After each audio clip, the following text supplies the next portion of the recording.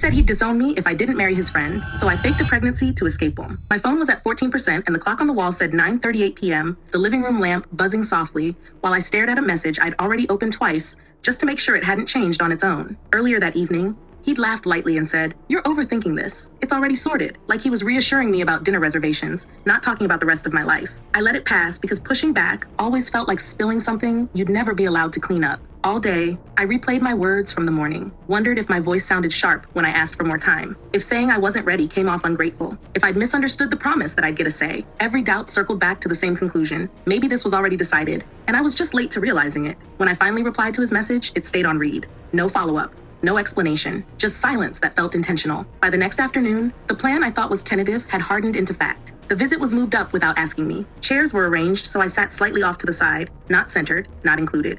Whenever someone addressed me directly, he answered first, choosing the words, choosing the tone, deciding when the conversation was done. I noticed how smoothly it happened, how practiced it felt. No one raised their voice. Nothing dramatic happened. That was the worst part. It was all calm, polite, efficient, like I was being handled. From the hallway, I overheard part of a phone call. His voice was low, practical, confident. He spoke about my future, the way people talk about logistics, timelines, arrangements, expectations.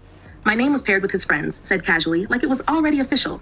Like the decision had been made somewhere I wasn't allowed to enter. The embarrassment hit then, quiet and burning, settling deep in my chest. Not because of the marriage itself, but because I realized I wasn't being asked. I was being managed. After the call ended, there was a long stretch of silence. Just the ticking clock. The fan turning. In that stillness, something snapped into focus.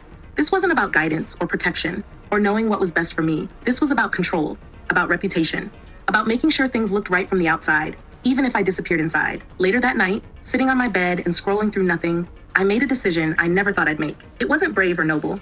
It was desperate, but careful. I needed time. I needed space. I needed something people wouldn't argue with, wouldn't question openly, wouldn't push against without looking cruel. I chose the one thing that would freeze everything without confrontation. I packed one small item into my bag and waited.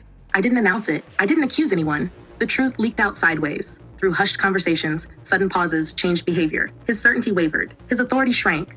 Not because anyone challenged him, but because the narrative he relied on no longer worked. The pressure eased without a fight, and that scared me almost as much as it relieved me. I'm still unsettled by how quietly the power shifted, how easily my life could have been sealed without my consent.